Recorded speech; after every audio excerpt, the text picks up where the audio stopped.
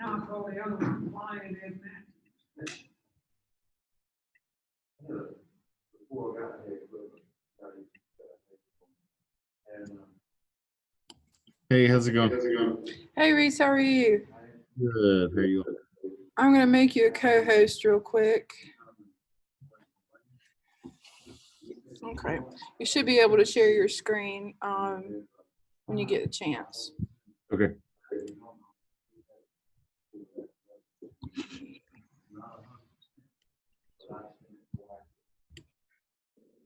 You ever hear about watching the moon, the ring around the moon, the number of Did you stars? see that? Yes. That's what I- Shoot. Say I have.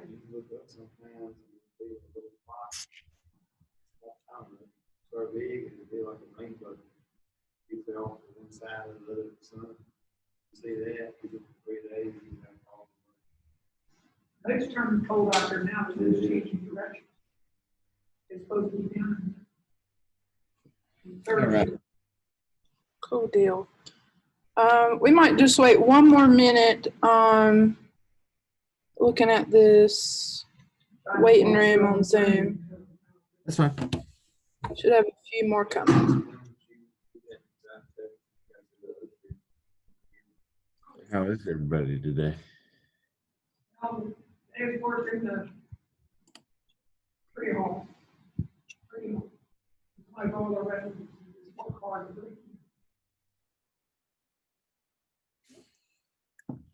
Did you guys get all that rain this morning and last night? Yeah, we were just talking about it. How much did you say y'all had, Eliza? 5.9 inches.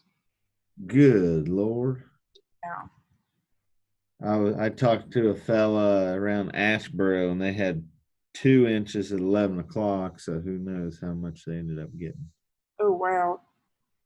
I don't know if you can see, I can swivel it around. I got a few people here with us in person.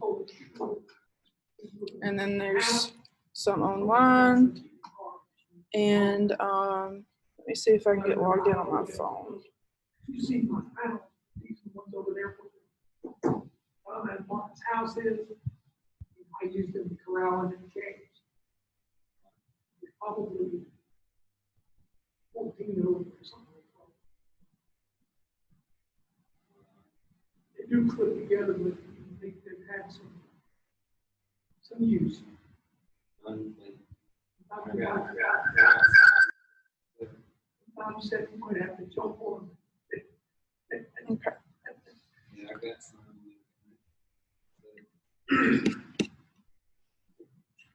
Okay, Reese, we can go ahead and get started. Hey, how are y'all? And I'll manage the chat box and the participants from my phone. And yeah, if you need something, just let me know. So, okay, everyone, we have some people in person and we have some people on Zoom. So excuse me while I talk to both.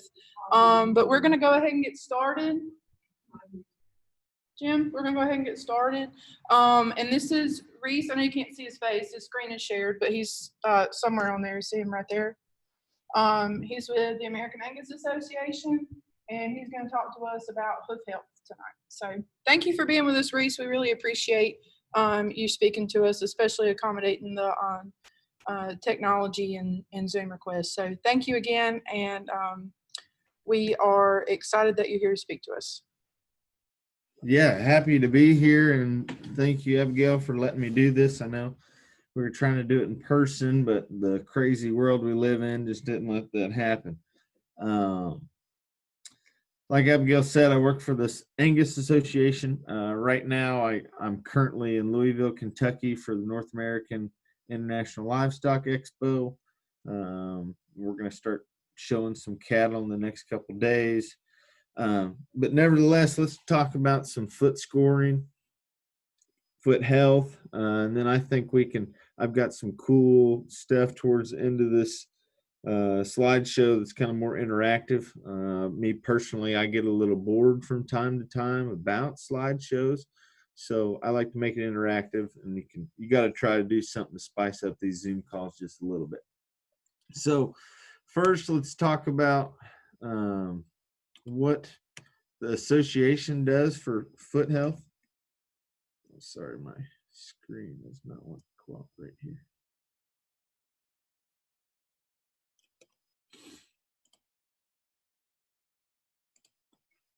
Well, we were going to get going there. All right. Okay. So kind of a roadmap of why we started at the association talking about feet. You know, whether it's we fed our bulls too hard and they started to get some curl, maybe they're too much set on their pasterns and they just can't walk out good, and they just don't have as many miles underneath them as they need to be, especially in those bigger country areas, right? When you get west of the Mississippi and those cows are grazing on, you know, a pair's grazing on anywhere from 12 to 45 acres. You know, out here in the east, we're pretty darn spoiled with the grass and moisture that we have, that we can get a pair on an acre or 2 acres, or maybe even 3 in some parts of the southeast. But for the most part, we're pretty blessed for moisture and grass and what have you. So causing issues, foot scoring system, hairability. Why does it keep freezing up? Sorry about this, guys. It keeps freezing on me.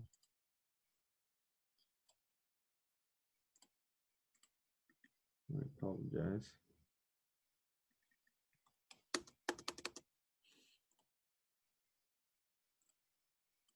I'm not exactly an expert when it comes to Zoom either.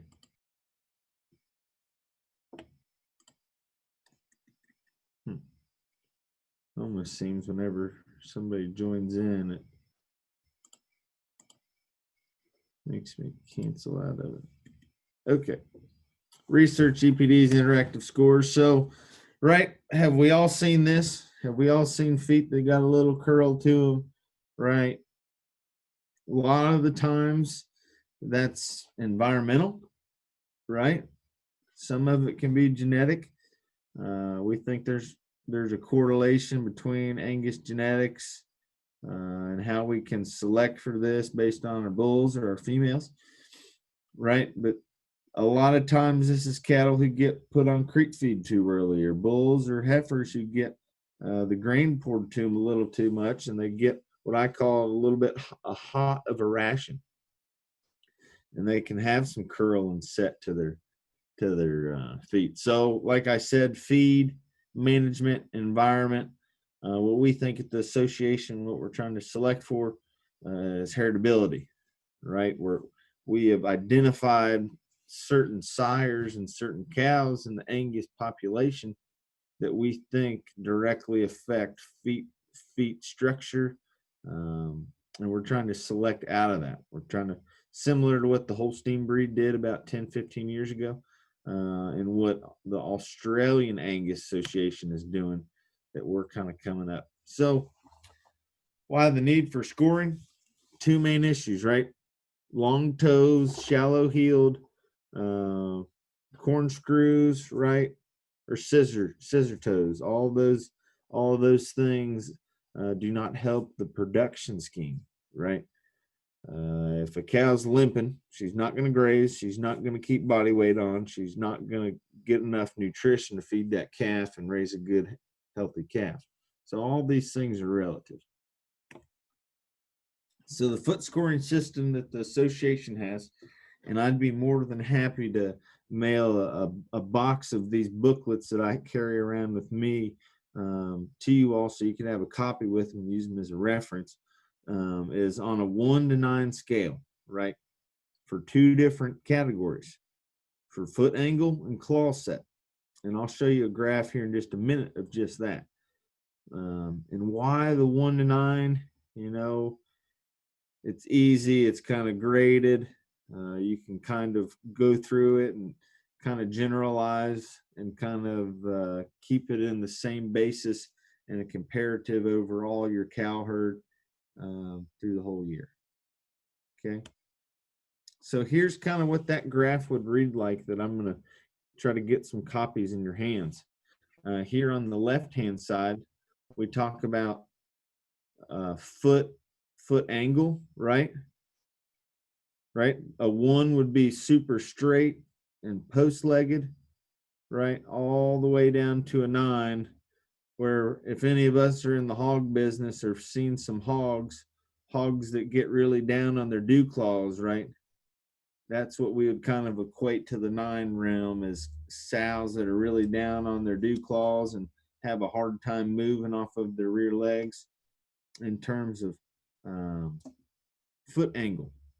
Now we get in on here on the right hand side, and we call this claw set or toe set, right? 1 would be those toes are split completely wide open, right? Probably a lot of times you're going to see maybe they got some corns in between their knuckles of their feet. Maybe they're extremely obese. Maybe they're had an injury. You don't see those very often. You're more seeing on the other end of the scale in those 9s, 8s, and 9s, those curls and those claws and the scissors, and the corkscrews. Okay. So we can reference back to this, and we might have to come back to that in a little bit when we start getting into the examples. But if we look at that picture here on the bottom right, the front feet look okay, right? But those back feet, man, they're getting a little curled. They're rubbing together. You can see that she's not really as comfortable. And we'll get into some better examples now, but I just kind of wanted to point that out. Okay, so if you are a member of the association, right, you can submit these in and get information back in terms of EPDs on your animals, right? Put them in a contemporary group, and it helps out your ratios in terms of all your calf crop, right? Of say Mr. Jones, you have 25 calves, right? Well, you'd submit your 25 foot scores, and you'd be in a group, contemporary group, for those 25 calves of that particular herd size, and you kind of get an average of where your foot scores would be. So where should I take these scores, right? I would highly recommend not trying to evaluate feet structure in a chute. I understand if you have any foot problems, you're most likely going to be operating on them in that chute, right? Not very many of us like to rodeo them and try to get them tied up. So a lot of times if we got foot problems, we're going to be running to the chute. But if you have an interest in, before you pick out your replacement heifers, to kind of go through that metric that we just discussed about on that 1 to 9, and maybe do some foot scores on your females or your bulls or what have you, before you decide to invest the money and the time in getting those animals into breeding condition. I recommend doing them in an open area, in your alley or in a solid surface out of the mud or out of the grass. That way you're able to see their toes. You're able to see the angle to their pastern and really be able to evaluate it. So just as a reference point, in 2017, we had 5,600 phenotypes. That means 5,600 animals were submitted their foot score. 2020, we're almost at 60,000.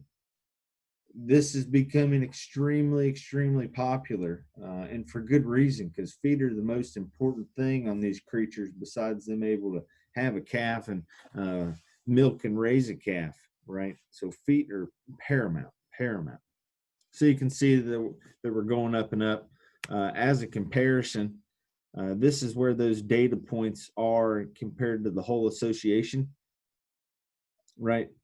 So over the last 100 years, there's been 8.3 million birth weights submitted, right? So in comparison, there's not as many foot scores in the system yet for our EPDs, but we're making progress. Okay.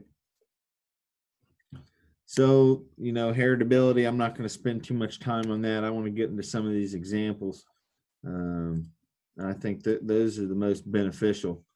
So the next step forward, right? Tool for you. You want preliminary research, right? You're picking your bull. You're thinking that bull's good footed, right? You're breeding them to those cows. You complete the model by breeding them, you research your EPD, and then you have your production. Okay. So here's that grid again, right? With 5 being ideal, 1 being worse and 1 to the left, and 9 being worse to the right. So you can kind of gauge that as we get ready to get into these examples. On the foot angle, right? 5's ideal on both. We'd rather have them we'd rather have them to be a 4, a 5, or a 6, right? If you had your whole herd within 4 to 6 on both ends, I'd say you've been selecting for feet for a long time. I'd say that you've taken into consideration the structural integrity of your herd, right? If you've got a couple of these, maybe there's a genetic thing. Maybe you're feeding too hot of a feed, right? Maybe they're in a lot of wet versus dry conditions. Definitely in the Southeast, we see a lot of that. I know I do at my personal farm. We go from wet to dry, all spring and fall long, and you get foot rot and things in that nature. And we'll talk about some foot health here in just a minute. But remember this graph as we start to get into some of these examples. Okay.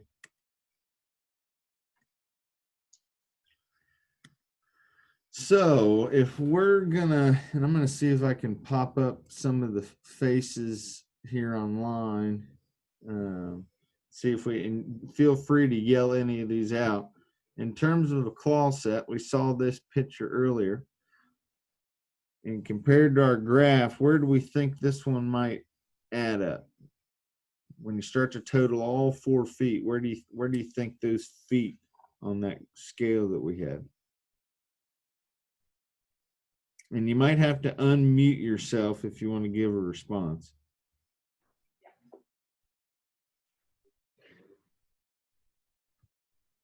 Any guesses? I'd say the front ones are a 4. Front ones are 4. What do we think those back ones are? The back ones are what we have an issue with, right?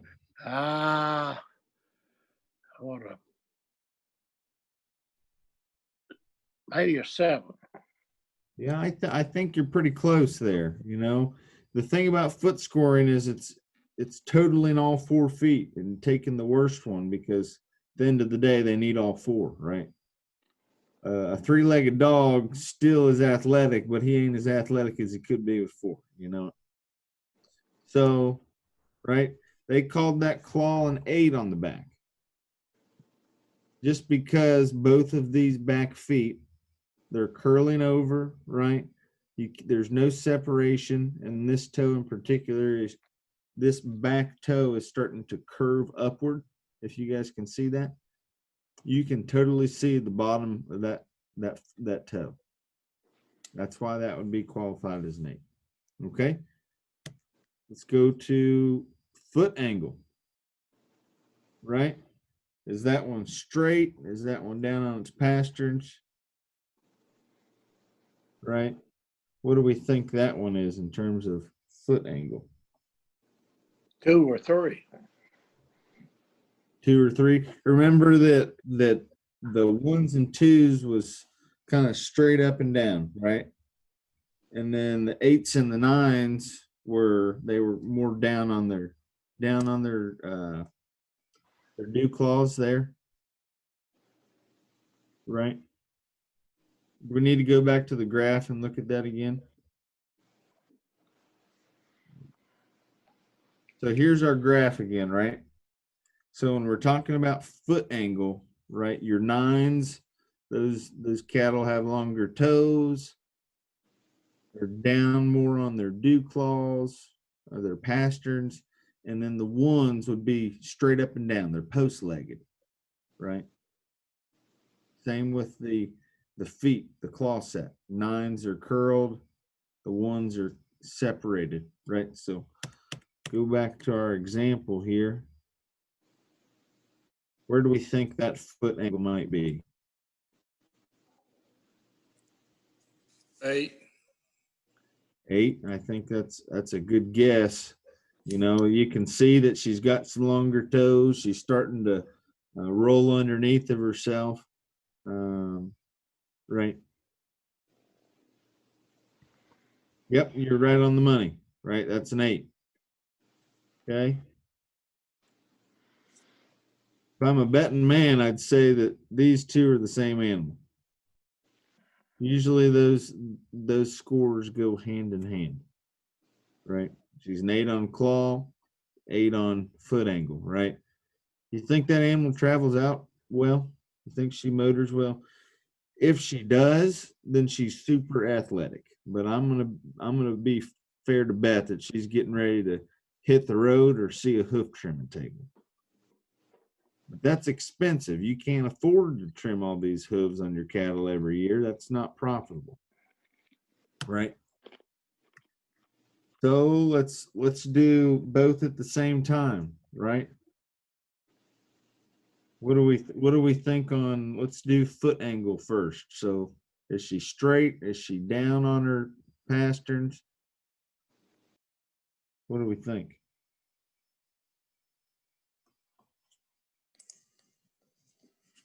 7. Yeah, I think I think she's definitely got some slope. Very rarely you're going to see post-legged ones, because post-legged ones probably never made it to maturity anyway. They'd have a hard time walking more so than a sloped one, right? So that's probably, you know, 7, 8, right? You know, now the toes right here, they're pretty long, right? But there's not a whole lot of curl or crossing over. So you may not get dinked too bad in terms of if they're crossing or curling. Those are just longer toes, right?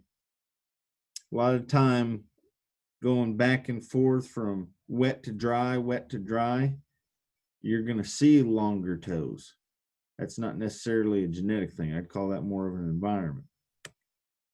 So the claw set, they're calling a 6, right? They're still pretty symmetrical, but they're just long. They're not crossing. So that's not necessarily a negative. They're just a little bit longer, and she could be a, you know, 8, 10-year-old cow and just has some longer toes. Foot angle, right? 8. She's a little bit down on her pasterns. Needs to be a little bit stronger there. That makes sense to everybody? We kind of stripe in the same mold here. So claw set on these critters. That looks like a lobster or a crab, don't it? They'll pinch you if that thing caught you. Right, those are curling over, and I think this one here on the right, that one's almost covering that other toe. Has anybody ever seen this on any of their livestock? Right, a lot of the times you'll see these on some young yearling bulls. Right, they're feeding them too dang hard. They got to get them in fighting shape. They got to get them ready for sale day, and that's the consequence, right? They push them too fast, too hard, and you get some curl on these animals. So, right, what do we think the claw set is on that one?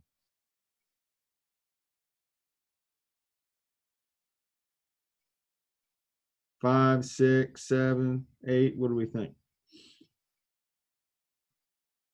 I'd say you definitely got to be in that 7, 8 range, right? Those are pretty out there. They called it a 9. I guess I should have remembered what I called it about an hour or two ago when I put the final touches on this. This is why, you know, foot scoring, it's tough to do your own, right?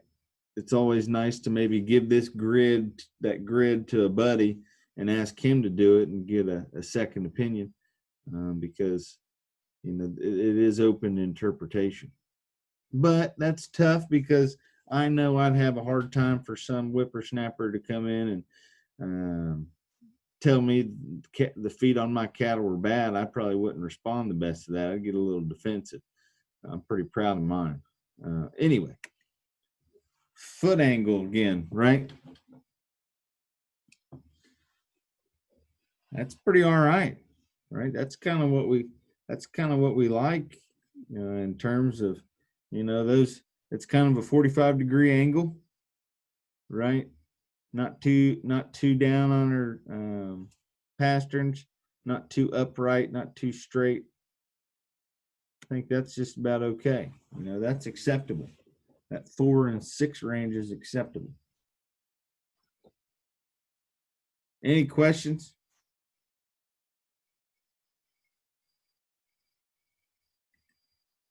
What do we think here on claw set?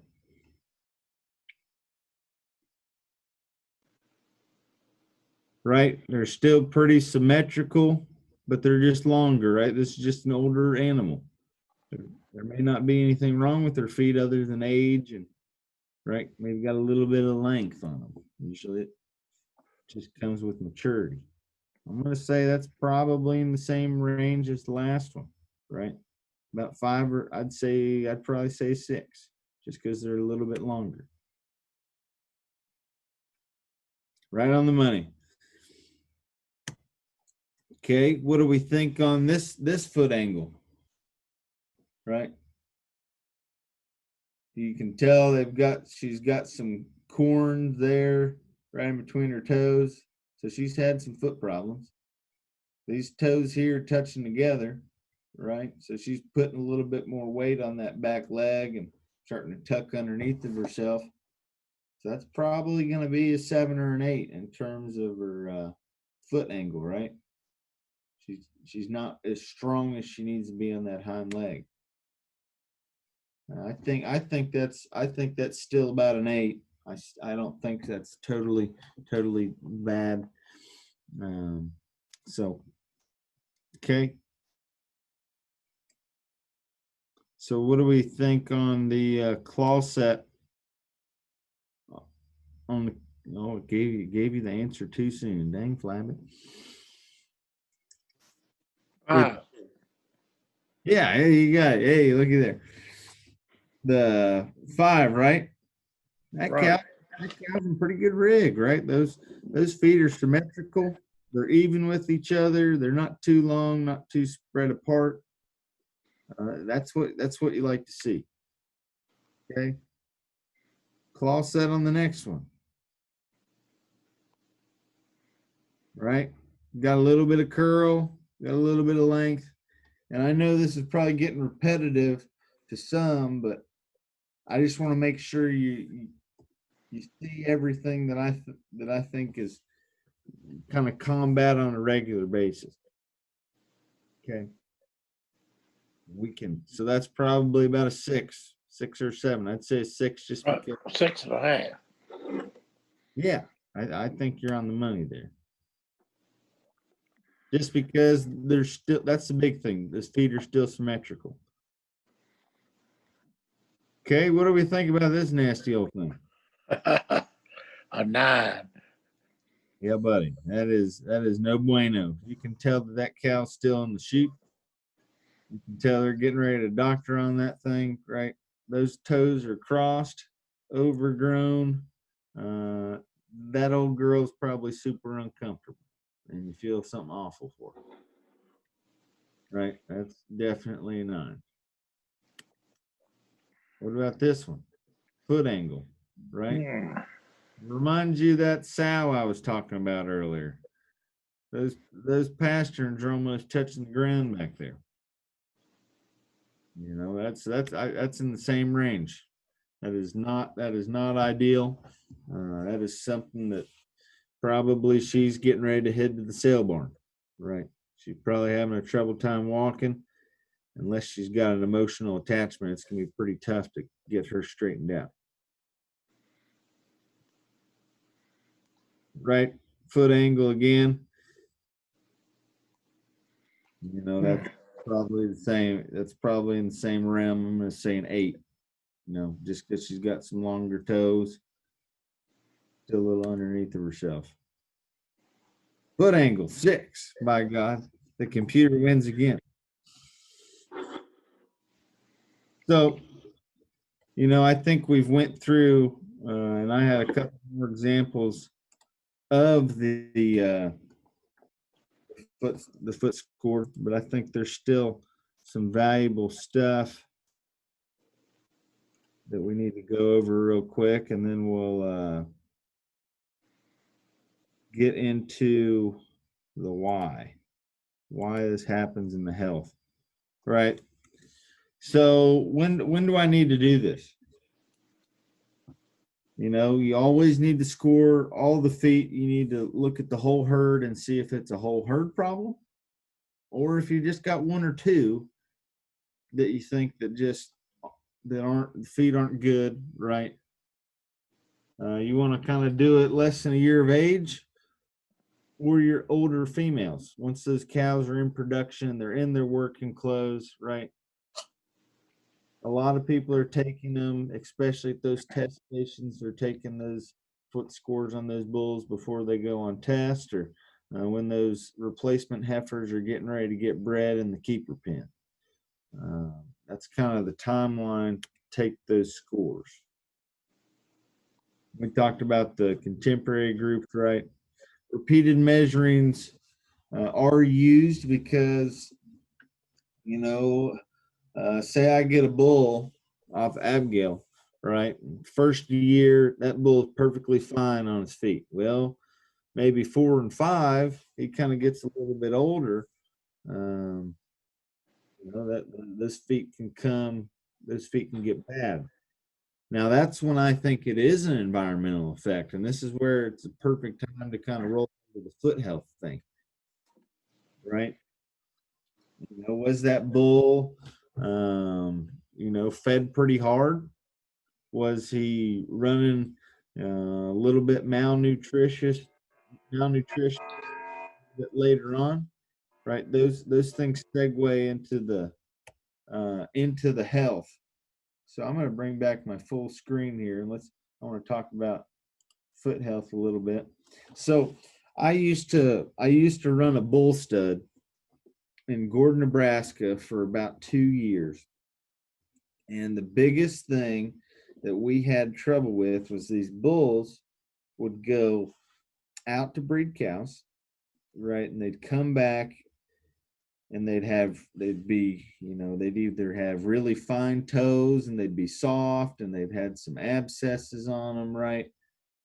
Maybe they had some foot rot, wet, dry, wet, dry, wet, dry. And how do you combat that? What were you supposed to do for that other than squirt some copper tox, or unfortunately have to get a shot of Banamine or a thing of Draxin? We got to avoid these things because that kind of not a whole lot. I don't know about you guys, but I have a hard time getting a herd bull or something through the sheep. So what did we recommend for these guys to combat that? Right. A lot of times I hear producers talking about maybe when those bulls get their BSEs for the year or every other couple of years, maybe they're taking a file to those feet a little bit if they're long on those older bulls. If not, don't touch any bulls that have any curl to them. Be selective if this is a serious criteria. And I think in the time, and going back to the graph of the 2017 versus the 2020, right, and how much that selection's grown in those 2 years while I was still working out in Nebraska and versus where I am now with Angus, we're getting away from these bad-footed ones. We're not selling them. We're not trying to get a breeder to buy them, because at the end of the day, all we want in the cattle business is to make other people in the cattle business successful. Now, in terms of your females, and say, you, especially in my part of the world and your all's part of the world in the Southeast, wet, dry, cold, mud, all encompassing. You got to ask yourself a couple questions. If you got a feet problem and you don't think it's your bulls or you don't think it's your cows, what's the age of my cows is a big one. Or do I have a lot of mud holes that they can be lounging around in? Do I have enough shade for them? Right. I would say 9 times out of 10, if you got a cow that is one, she's sitting in a mud hole all day, during the spring, summer, and fall. One, she probably isn't shucking off her hair good, so she's not shedding her hair right. And two, she's probably going to have some curled feet because she's trying to cool off. Her feet are hot, right, from walking. Right, whenever I mean, and I don't know if a show of hands if you've treated foot rot, but whenever their feet are sore or infected, you can touch their foot wall or their pasterns or around their leg when they're in the chute, and it's going to feel right hot. It's going to feel like you're holding a cup of coffee, right? So that's a telltale sign of why they're in those mud holes too. If they have a little bit of curl to their foot, if they have those little corns that kind of get right into their knuckle, why do they get those corns? I'm no scientist, but enough people have said that that's usually due to an infection in that foot, and that's a buildup of an infection, or that's scar tissue from the past infection. Now, is that long-term going to affect that cow? Well, if she's still motoring okay, and she's still out traveling and grazing, and she's got those little corns in her feet, I'd say you're probably fine. I don't think that's worth sending her to the sale barn, because a cow who's still milking a calf and doing a fine job still got a place for me at my house. But these are just kind of the cause and effects of why some of this stuff is a little bit more important to me. And I can't speak for all of you all on your breeding scenarios or your platforms. But now I think it's a good time to maybe roll into some stuff that you guys see at home that you got some questions on. I can't guarantee I got the answer, but I can dang sure try to point you in the right direction if I've run across a similar situation.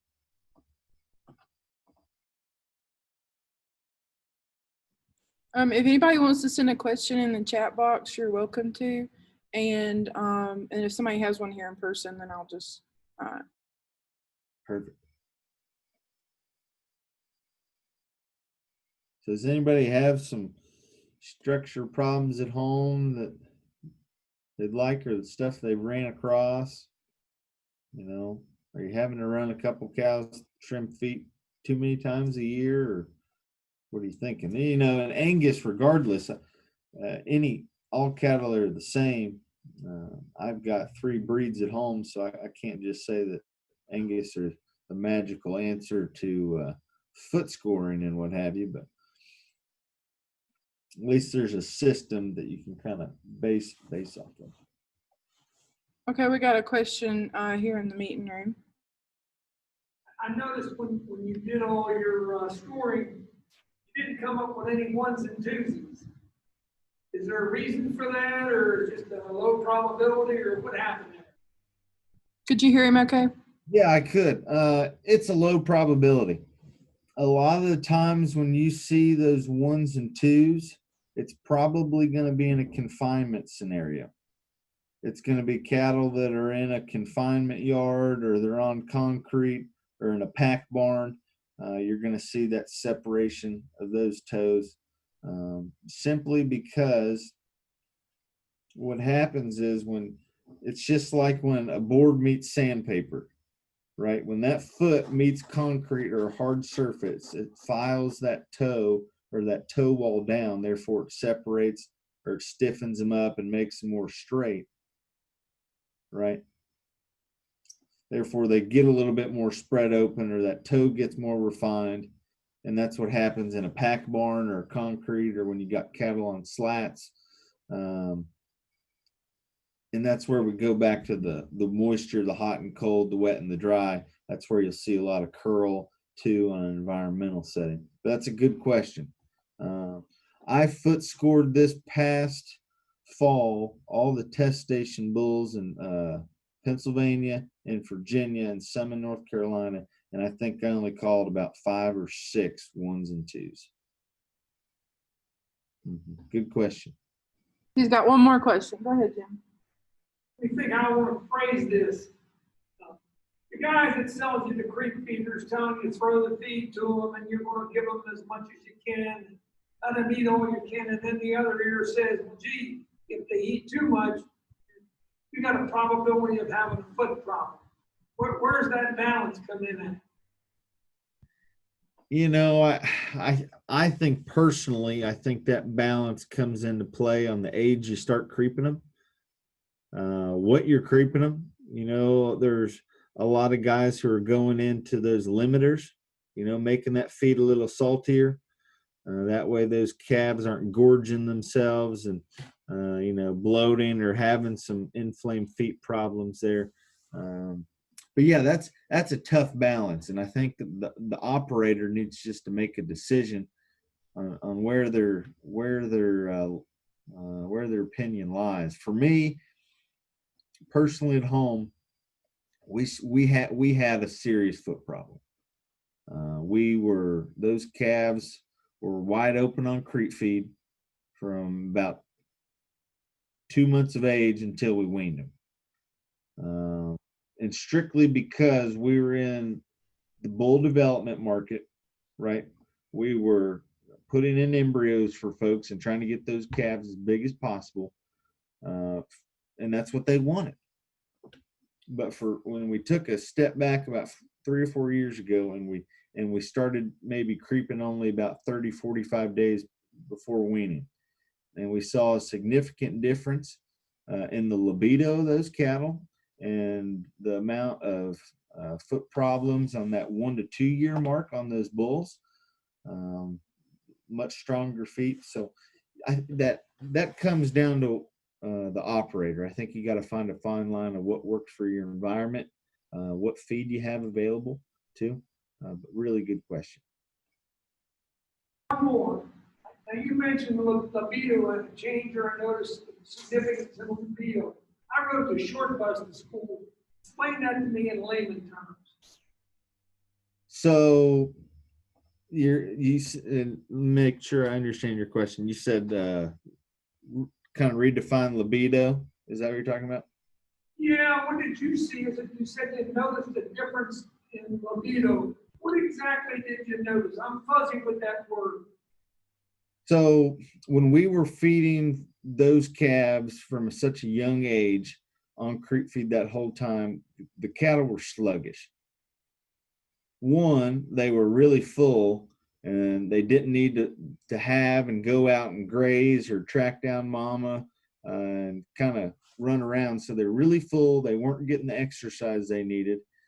But on the other end of that token, when they were so sluggish, right, it was just they're putting weight on. They weren't as vigorous and getting out. And then when we switched and went to that shorter time period, they were already on grass, right? They were relying less on that grain. So they were already traveling. It stimulated a little bit more exercise. And I just think we had a little bit more energy within those calves. Did that answer your question? Yes, sir. Okay. Thank you, Reese. You bet. You bet. What's the process of submitting your foot scores for ABD that like registered calves? Like, is it just a visual inspection, or did you, testing get in on that, or what all is involved? So, in particular, are you talking about registered cattle, or are you talking about your commercial herd, or Registered calves? You can do that within your AAA login, right? Or what a lot of folks do is they send those numbers right to me, and I can and you send those numbers to me with a reg number or a tattoo. And I can sync those in for you, and that saves a lot of time for you guys having to fight the computer, because it can be a bear. But what, as far as, is it just basically if I had some, it would just be I would go out and do a visual inspection and say I'm at a 6 or 5, and then submit that to you, and you would go off what I'm saying. Is that correct? Yeah, and yes, and to answer your question, yes, that's you would do that appraisal, or like I said earlier, you'd have maybe a good friend come and do that and get a third party opinion. That way, someone couldn't say or come in, and I hear this all the time. Well, why would you turn in a bad score? You're going to try, or someone's going to try to make them all good. That's probably the problem that we have the most of, is people not being the most truthful sometimes, because it sure does read better when you want 5 to be ideal. Well, by golly, if I'm trying to sell these cattle, I'm going to put them all as 5s, right? I mean, makes sense to me, but that's why I like to get a third party come do it, and that's why I think a lot of the folks have asked me to come do some of the bull test stations. That way, they take the bias out of it. But yeah, but to answer your question, yes, you would do that initial appraisal and send it to me. Yes, sir. Thank you. Okay, we got one more question here in person. Go ahead, Jim. Did you do the Butler Bulls test scores here in North Carolina for the December sales? I did not do those bulls. No, sir.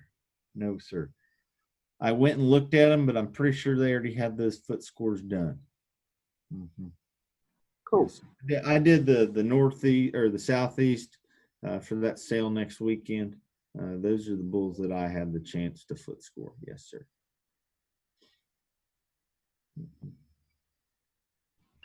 Does anybody on Zoom have a question they want to unmute and ask?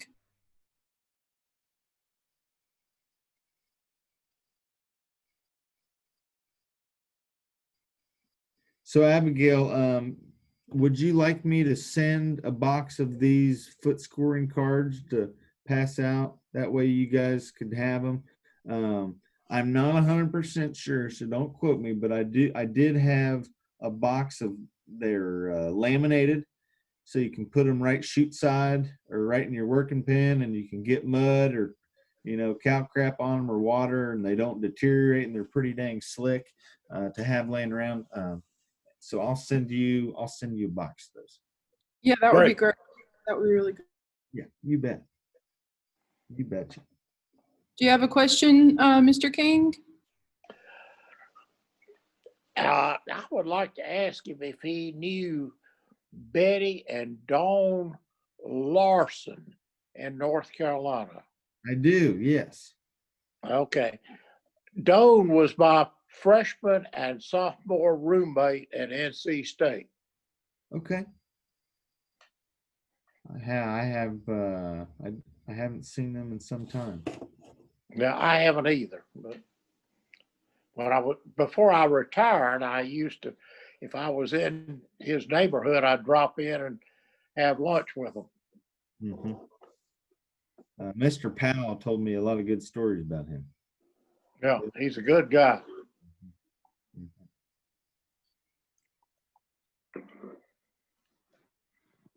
Well, I certainly appreciate you guys letting me speak with you. I hope I didn't get too boring. I know some of the, you start giving a presentation, it can get a little tedious sometimes. But please, Abigail has my info, and if you want somebody to come look at your cows and have a second opinion, feel free to give me a call. I'd be glad to visit with you when I'm in the state of North Carolina and help you out as any way I can. Thank you so much, Reese. We really appreciate your presentation, and we'll be looking forward to getting those scorecards in the mail. So thank you very much for that. You betcha. All right. Well, thank you guys. Have a good rest of your week and have a good weekend. Thanks, you too. Goodbye.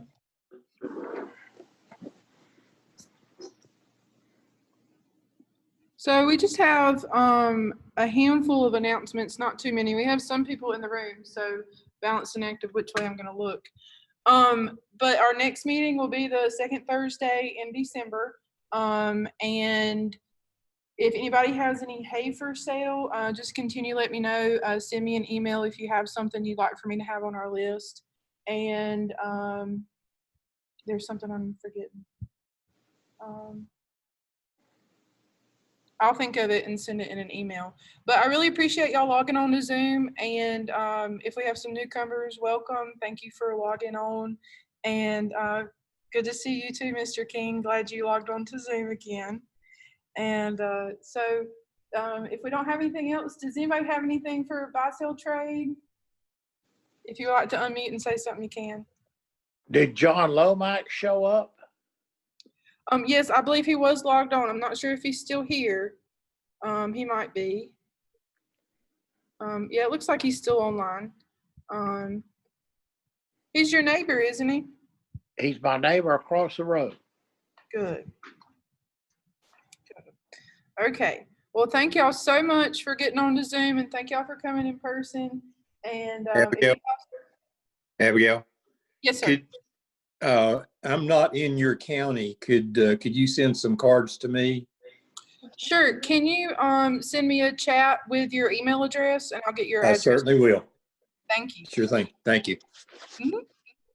And if anybody else would like one, just send me your email address in the chat or an email if you have my email address.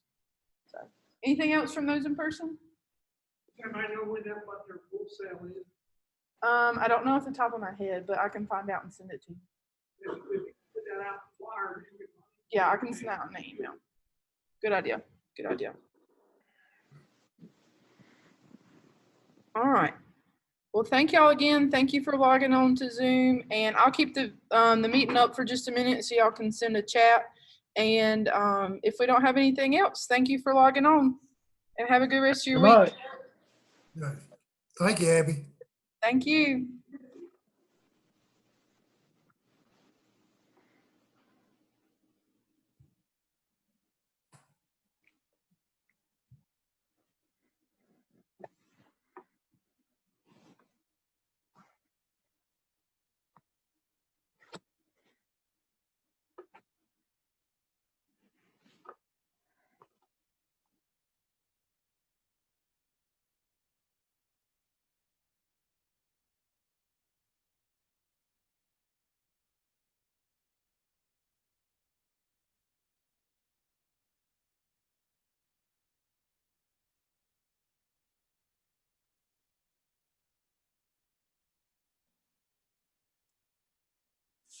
Hey, Abby.